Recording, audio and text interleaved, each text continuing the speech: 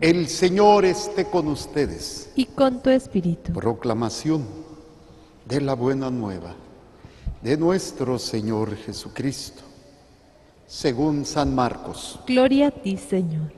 En aquel tiempo se acercaron a Jesús los fariseos y algunos escribas venidos de Jerusalén. Viendo que algunos de los discípulos de Jesús comían con las manos impuras, es decir, sin habérselas lavado, los fariseos y los escribas le preguntaron: ¿por qué tus discípulos comen con manos impuras y no siguen la tradición de nuestros mayores? Los fariseos y los judíos en general no comen sin lavárselas antes las manos hasta el codo, siguiendo la tradición de sus mayores. Al volver del mercado no comen sin hacerlo primero las abluciones y observan muchas otras cosas por tradición, como purificar los vasos, las jarras y las ollas. Jesús les contestó: qué bien profetizó Isaías sobre ustedes, hipócritas. Cuando escribió: usted, pueblo, me honra con los labios, pero su corazón está lejos de mí. Es inútil el culto que me rinden, porque enseñan doctrinas que no son sino preceptos humanos. Ustedes dejan a un lado el mandamiento de Dios para aferrarse a las tradiciones de los hombres. Después añadió: de veras ustedes son muy hábiles para violar el mandamiento de Dios y conservar su tradición. Porque Moisés dijo: honra a tu padre y a tu madre. El que maldiga a su padre o a su madre morirá. Pero ustedes dicen: si uno dice a su padre o a su madre, todo aquello con que yo te podría ayudar es corbán, es decir, ofrenda para el templo, ya no puedo hacer nada por su padre o por su madre, porque ya lo dio todo. Así anulan la palabra de Dios con esa tradición que se han transmitido y hacen muchas cosas semejantes a esta. Palabra del Señor.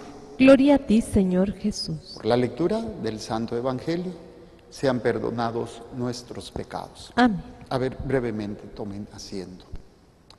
Hemos hablado de Salomón, personaje interesante, tiene cosas que nos dejan una enseñanza y nos cuestionan muchas cosas de las cuales a veces pues no alcanzamos nosotros a entender, sobre todo porque a veces nos aferramos más a una cuestión de tipo de temperamento y no de acción. Pero bueno, fíjense, este hombre, hijo de David, veíamos el sábado que tiene un sueño y él se ve pequeño ante la responsabilidad de ser rey de un pueblo. Y dice: Señor, esto me sobrepasa, dame sabiduría. O sea, la humildad de Salomón para reconocer que pues es el hijo, es el heredero, tiene todo, pues soy de sangre azul y yo puedo. No, ¿sabes qué? Soy un muchacho, esto me sobrepasa, no puedo yo. Dame tú lo que necesito para poderlo hacer. Y cuando tengamos esa actitud, obviamente, pues el Señor le dice: por haberme pedido esto y no otra cosa, te doy esto, aparte de lo que tú no me pediste. Entonces, siempre en ese reconocimiento de que lo que yo estoy enfrentando me sobrepasa. El gobernar a mi familia, el problema con mi matrimonio, mi responsabilidad con los hijos, el trabajo, o sea, me sobrepasa, es la verdad. Pero si yo tengo esa actitud, me abro a la bendición de Dios. Pero si yo soy Juan Camané y que yo puedo, es que yo, tipo como chilangos, ¿no? Ya ven que los chilangos somos una raza en extinción, que no, pues es que el chilango no se le cierra y yo, pues yo acá bien Juan Camané. Y pues por eso caemos tan mal los chilangos, porque hay quienes se sienten que son lo mejor y pues bueno, otros aspectos medio maloras se aprovechan y claro, no todos, ¿no? Pero a veces, al menos cuando yo llegué aquí a la Baja California en el 88, todavía placas de carros que decían: haz patria y mate a un chilango. Me escapé, si no, no estaría aquí. Pero es esa humildad que nos lleva a reconocer que no es lo mismo hacer las cosas por mis pistolas, que es la actitud de David, que aprendió Salomón de su padre, ante Goliat. Pues yo no voy conmigo más que con la fuerza de Dios. Salomón se enfrenta ante la responsabilidad de un pueblo: no puedo, me sobrepasa. Dame tú la sabiduría. Entonces simplemente, Señor, lo que estoy enfrentando no puedo, me sobrepasa. Dame tú lo que necesito. Bueno, esto es lo que meditamos y obviamente esto nos lleva, cuando uno hace o empieza a buscar siempre a Dios, pues lo lógico es caer en la adoración, que es construirle el lugar más importante en nuestro interior a Dios. Obviamente aquí lo estamos refiriendo el rey Salomón, que va a ser el que va a construir el primer gran templo de Jerusalén, una majestuosidad increíble, hermoso, precioso, pero obviamente hay que traducirlo a qué se refiere a nosotros. Pues se refiere al templo que nosotros tenemos que irle construyendo a Dios con nuestras obras, y en donde todo lo que hagamos, y lo estábamos meditando, fíjense cómo providencialmente con lo que hablábamos en el programa anterior, todo lo que haga, todo lo que diga, en nombre de Dios. O sea, lo hago por Él, porque es precisamente al hacerlo, lo estoy adorando. ¿Qué quiere decir? Lo estoy sentando en el lugar más importante. El rey Salomón quiere construirle este templo, le construye este templo para que Dios se manifieste en el templo, en las necesidades de su pueblo.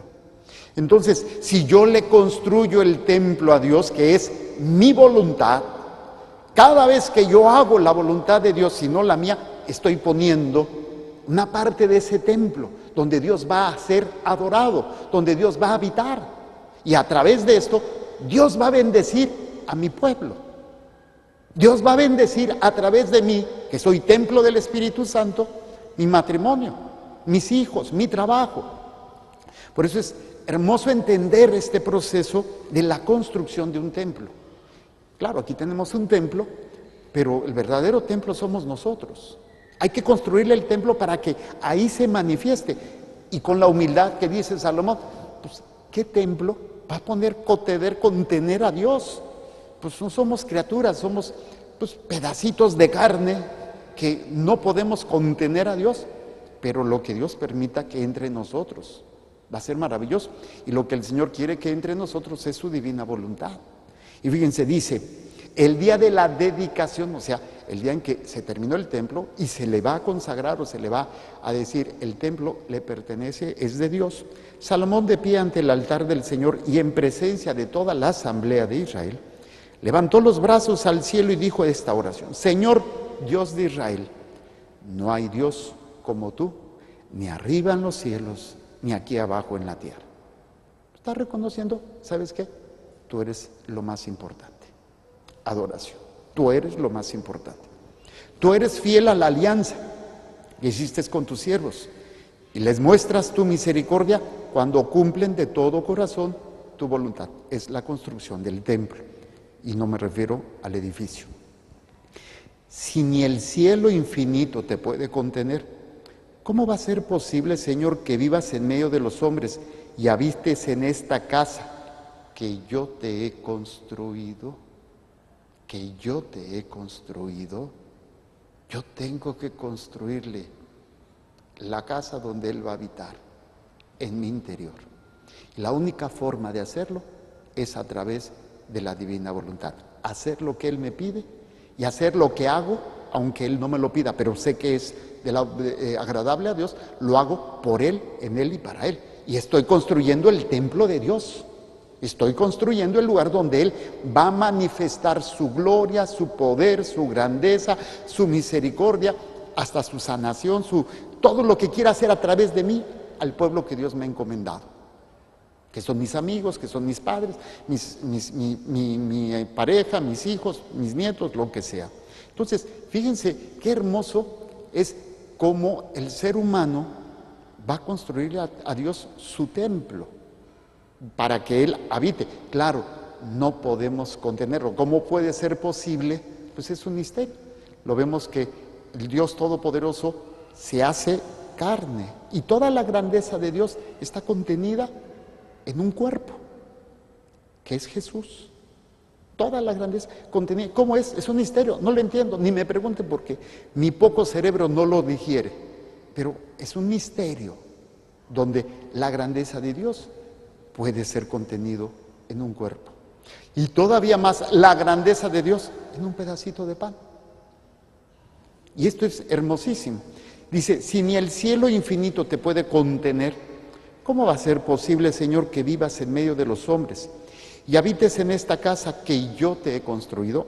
Ay, si no lo hemos hecho, pues hay que empezar a construirlo, ¿sale? Hay que empezar a trabajar construyendo con cada acto, con cada acción, con cada incluso cosa que no haga. No lo hago porque no va de acuerdo al templo que quiero hacerle para Dios. Dice, pero ciertamente atenderás a la oración de tu siervo y a su plegaria, Señor, Dios mío, y oirás el clamor y la oración que tu siervo hace hoy delante de ti. Que noche y día estén abiertos tus ojos sobre este templo. Qué hermosa oración. Que noche y día tus ojos estén abiertos. O sea, no descansas. Claro, Dios no descansa. Pero vas a estar atento sobre este templo. Sobre el templo que yo he construido. Mi propia vida. Mi familia. Ese templo, mi hogar. Que noche y día estén abiertos tus ojos sobre este templo, sobre este lugar de cual has dicho. Yo estaré ahí. ¿No lo dijo el Señor Jesús cuando dijo, yo estaré con ustedes todos los días hasta el fin del mundo? Donde 2 o 3 se reúnan, ahí yo estoy. Él está en su palabra, está en la Eucaristía. Oye, yo estaré ahí. Y está recordando estas palabras. Obviamente, Salomón todavía no conoció a Jesús, pero ahora nosotros lo estamos actualizando con lo que Jesús nos dice. Dice, yo estaré ahí. Escucha la oración que tu siervo te dirige en este sitio. Oye pues, Señor, la súplica de este siervo tuyo y de tu pueblo Israel.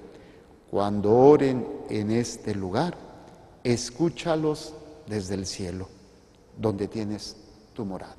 Traducido, cuando tú intercedas en este templo por los demás, que sea oída la oración. ¿Qué es lo que nos pide la gente? Padre, pida por mí.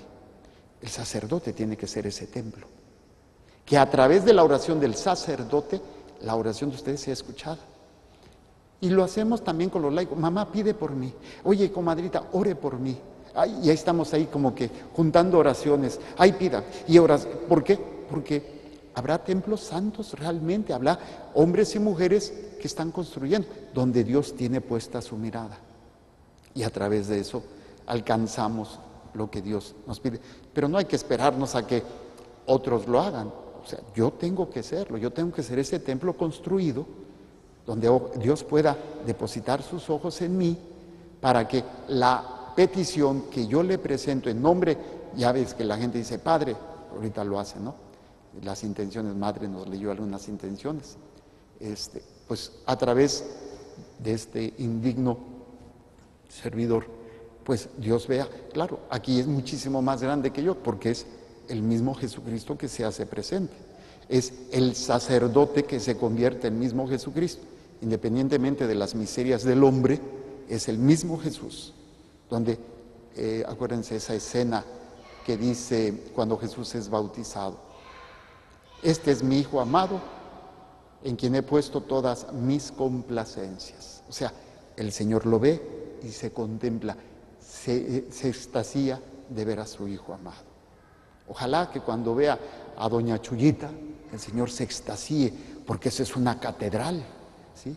Y aunque Nadia pues parece una capillita ahí chiquita, pero se extasíe en cada uno de nosotros.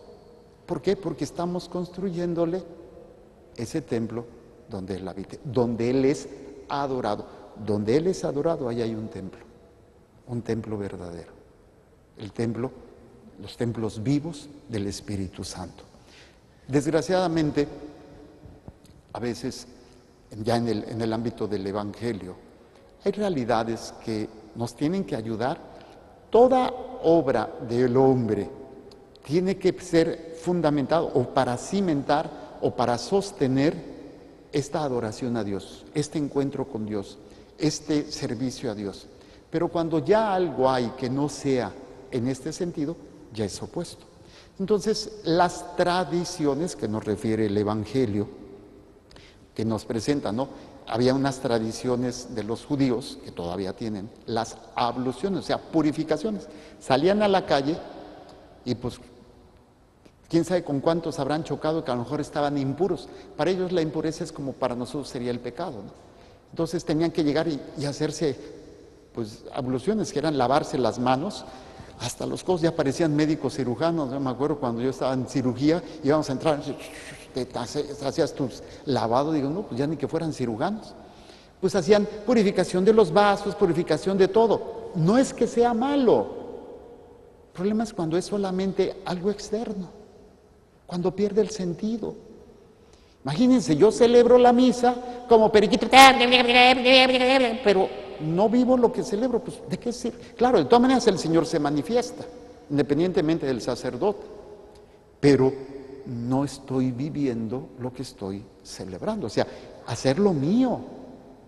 Y entonces a veces hay tradiciones que si no están fundamentadas para la gloria de Dios, se vuelven contrarias a Dios, como el ejemplo que les dice el Señor del corbán. El corbán era algo que si tú se lo ofrecías a Dios, eso ya no se lo podías dar a nadie más que a Dios.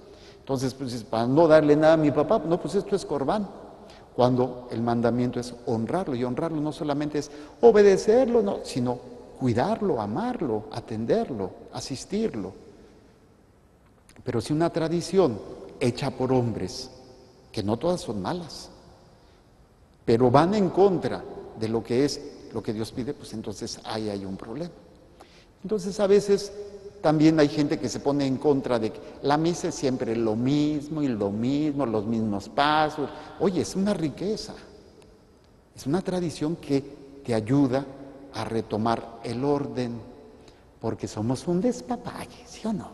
¿Para qué lo negamos? O sea, a veces que sí, que a veces no, que a veces tengo ganas, que a veces no tengo ganas, que luego quién sabe qué, pero el orden, la liturgia, el rito, que es la repetición de un acto, pues me ayuda a tener una dirección.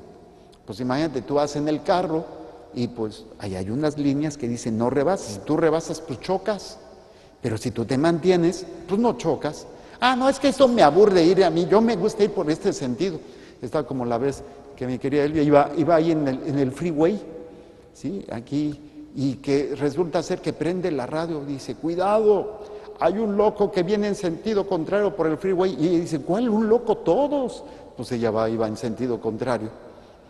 El orden nos ayuda, siempre y cuando sea para la gloria de Dios y el servicio a los hombres. Entonces están cuestionando a Jesús, ¿por qué no siguen tus discípulos? Porque hay algo más grande. Si estas tradiciones humanas no sirven para crecer espiritualmente, para servir a Dios, para hacer la obra de Dios en la caridad a mi prójimo, pues no sirve.